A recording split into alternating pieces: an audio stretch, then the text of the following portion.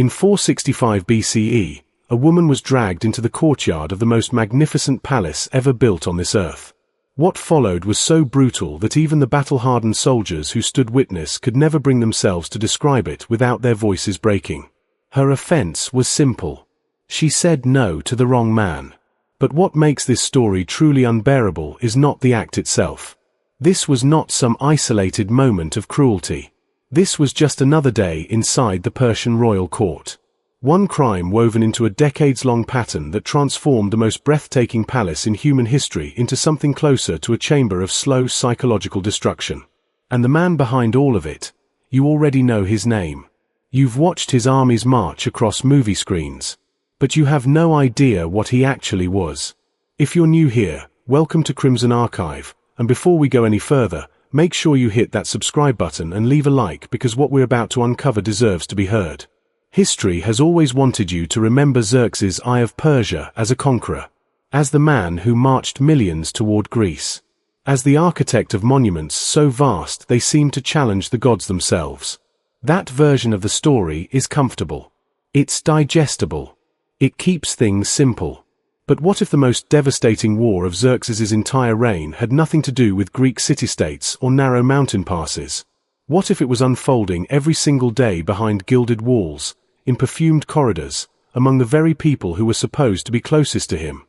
To understand how any of this was even possible, you have to understand what happened to Xerxes long before he ever wore a crown. October, 486 BCE, the throne room of Persepolis. A 36-year-old man receives the crown of the largest empire the world had ever seen. His father Darius the Great is dead, and from that moment forward, Xerxes would never again experience a single genuine human interaction for the rest of his life. Every person who entered his presence was required to perform a ritual the Greeks called proskynesis. Full prostration. Face pressed into the earth before him. Not a bow, not a kneel. Complete submission as though in the presence of something divine. No one was permitted to turn their back to him under any circumstance. To do so meant death. No one could hold his gaze without explicit permission. No one could open their mouth before he spoke first. Herodotus recorded something particularly revealing about Persian court protocol. If you needed to bring the king urgent news, you would first stand outside the throne room for days, sometimes for weeks, waiting simply for permission to enter. Even if provinces were burning, even if armies were collapsing at the borders, you waited, because disturbing the god-king at an inconvenient moment could cost you everything. But here is the detail that changes the entire picture. Xerxes was not born believing he was divine. He was engineered into it. His mother Atossa was perhaps the most politically brilliant woman of her generation. She was the daughter of Cyrus the Great, founder of the empire. She had watched her own family hollow itself out through succession wars. She had seen brothers poison brothers and watched entire bloodlines disappear without a trace. And she understood one thing above all others. Inside the Persian court, family was not a source of warmth. Family was the most lethal threat in existence.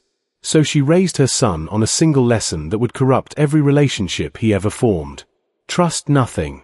Control everything. Show no vulnerability, because the instant you appear human, you are already marked for destruction.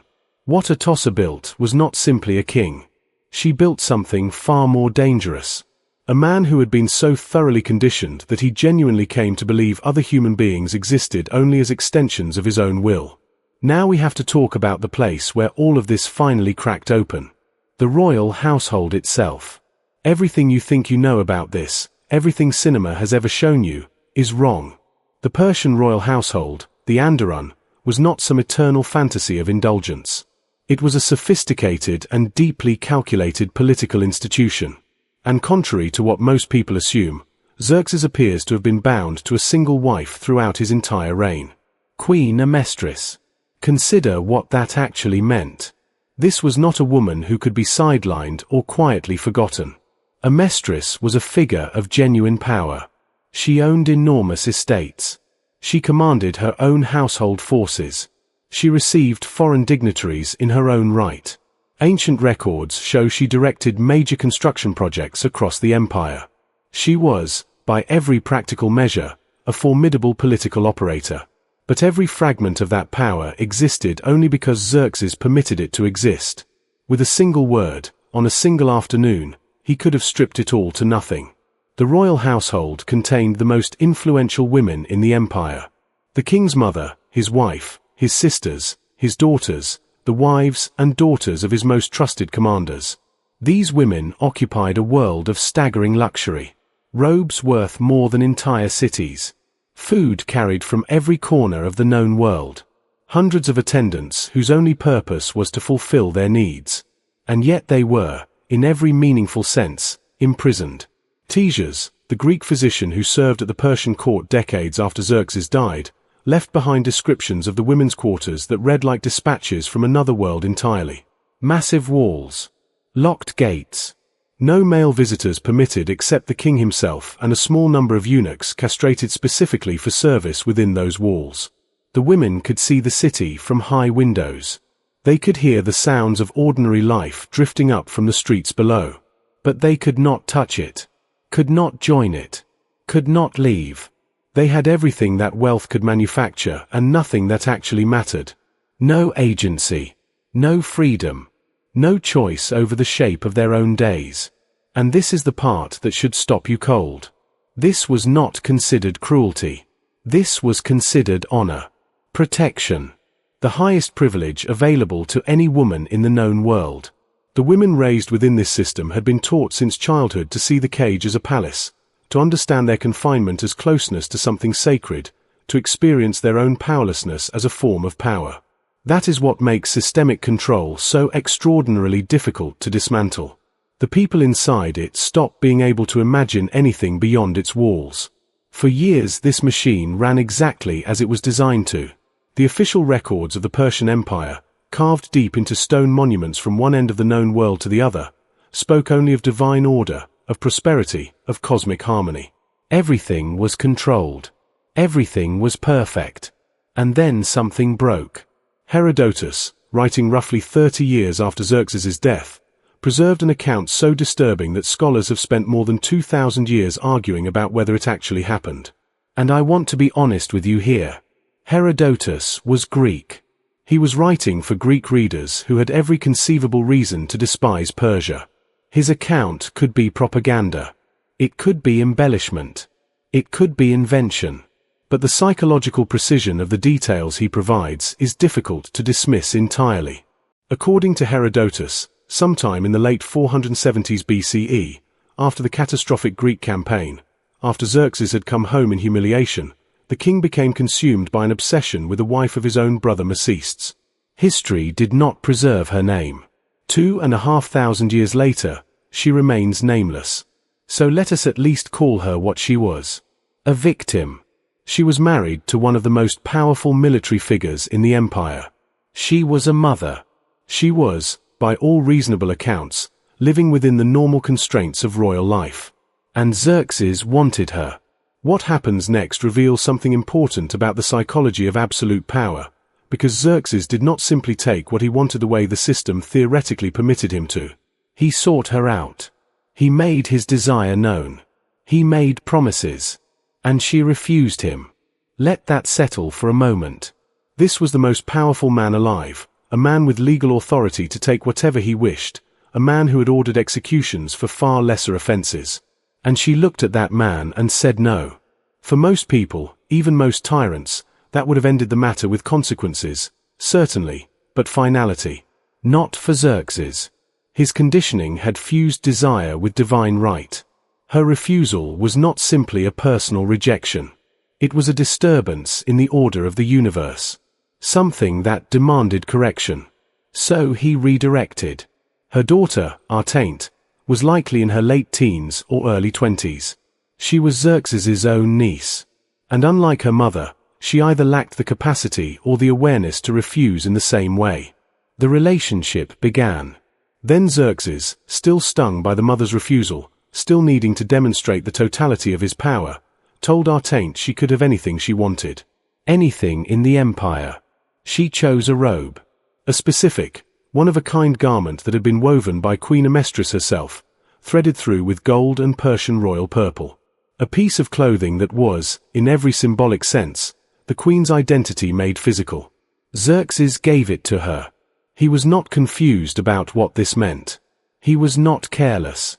He knew exactly what handing his wife's most personal possession to his niece would do.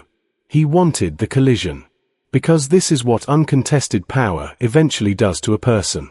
The suffering of others stops being a side effect. It becomes the point. Other people's pain becomes evidence of your own magnitude. When a mistress saw her robe on our taint, she understood the full picture immediately. And she responded the way someone responds when they have spent an entire lifetime navigating a court where one wrong step means annihilation. With patience, with calculation, and with devastating precision. She did not go after our taint. She went after our taint's mother, the woman who had refused the king.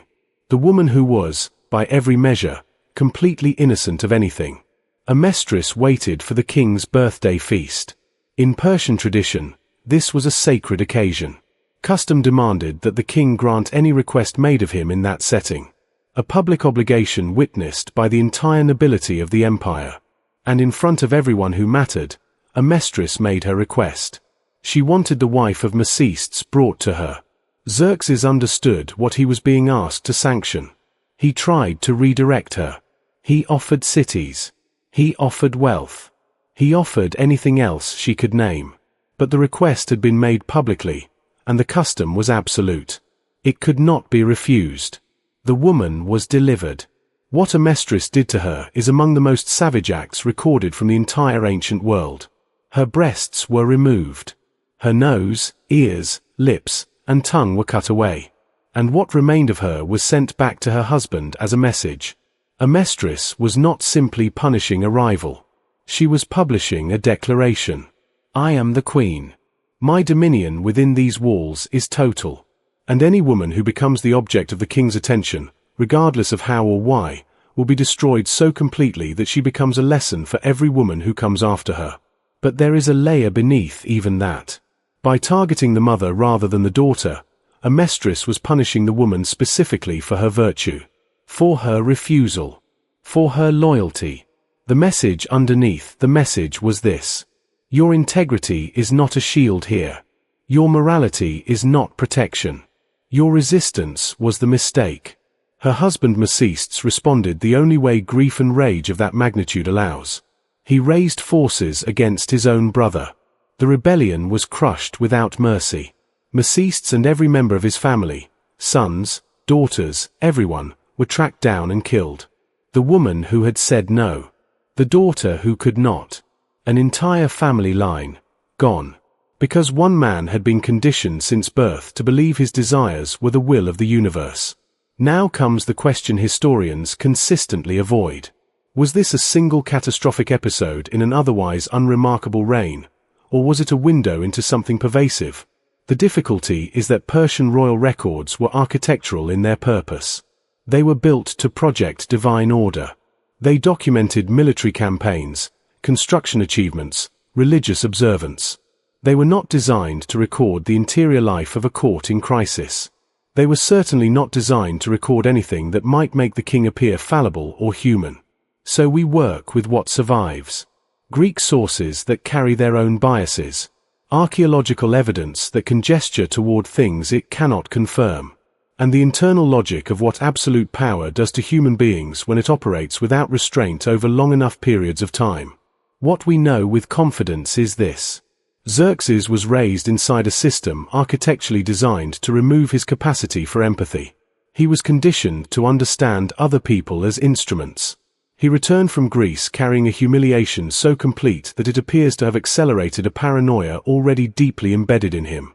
And after Greece, he withdrew. He stopped leading campaigns. He stopped moving through the empire. He retreated into Persepolis and turned inward, spending his final years in what sources describe, with careful vagueness, as private pursuits. What that meant specifically, the records decline to say. But we know that court isolation deepened. We know his sons grew up watching a father whose suspicion of everyone around him had become the defining feature of his personality. We know that figures like Artabanus, commander of the royal guard, accumulated power at a rate that only becomes possible when the man at the center has fundamentally stopped trusting his own judgment. A paranoid king, increasingly cut off from reality, with absolute authority over the lives and bodies of everyone within his walls. For the women of the royal household, those final years must have been something close to living inside a held breath. And then, August, 465 BCE. Midnight. The palace at Persepolis. Xerxes I, ruler of the largest empire in human history, was murdered in his own bed. The sources contradict one another on the details, but the version preserved across multiple Greek historians describes Artabanus, the man whose sole professional purpose was protecting the king, leading the conspiracy into the royal chambers and killing Xerxes while he slept. What Artabanus did next is the part of this story that reveals most clearly how thoroughly the rot had spread. He went to Xerxes' younger son Artaxerxes and told him that his older brother, Crown Prince Darius, had just murdered their father. He manufactured evidence. He channeled the young prince's grief into something he could aim. And Artaxerxes, believing every word of it, killed his own brother to avenge a father who had actually been murdered by the man now standing in front of him. The deception only unraveled when Artabanus overreached in his attempt to claim power for himself. By the time the truth emerged and Artaxerxes understood what had been done to him, he had already committed fratricide. He had Artabanus and every member of the conspiracy destroyed. But his brother was still dead. Think about what this sequence of events actually means. The king's personal bodyguard murdered him. The king's own son killed his brother based on a fabricated story. All of this occurred inside the most heavily fortified palace in the ancient world, surrounded by thousands of soldiers. How does a system collapse that completely unless the fear and suspicion have become so total that even the innermost circle sees violence as the only rational option? Xerxes had constructed walls his entire life. Around his palace. Around his household. Around his own capacity for human connection. And in the end, those walls did not protect him. They simply made it impossible for anyone to reach him until the only people left who could were the ones who wanted him dead. For the women inside the Anderun, the death of Xerxes changed the texture of daily life but nothing structural. Artaxerxes inherited the throne and he inherited the machine. The household continued. The isolation continued. The reduction of human beings to political instruments continued, and in some respects intensified. The system that Xerxes had not invented but had inhabited so completely outlasted him by more than a century, until Alexander of Macedon burned Persepolis to the ground and stood in the ashes of a dynasty that had confused control with power for so long it had forgotten there was a difference. And what should stay with you is not the spectacle of any single act of cruelty. It is this. None of the people inside that system were required to see it as a system at all. The women born into those walls grew up and died inside them, never knowing another reality was possible. The men who enforced the rituals of submission believed they were honoring something sacred. Even Xerxes, the man at the absolute center of the entire architecture of control, died alone in his own bed, surrounded by guards he could not trust, in a palace he had built to demonstrate his supremacy over the world. That is what this story is actually about. Not a king. Not a scandal. Not a single act of violence in a courtyard. It is about what happens to everyone inside a system that has decided some people are not fully people. It is about how long that kind of thing can run before it finally consumes even the ones who designed it. If this is the kind of history that doesn't get told often enough, you know what to do. Like this video, subscribe to Crimson Archive, and we'll keep going.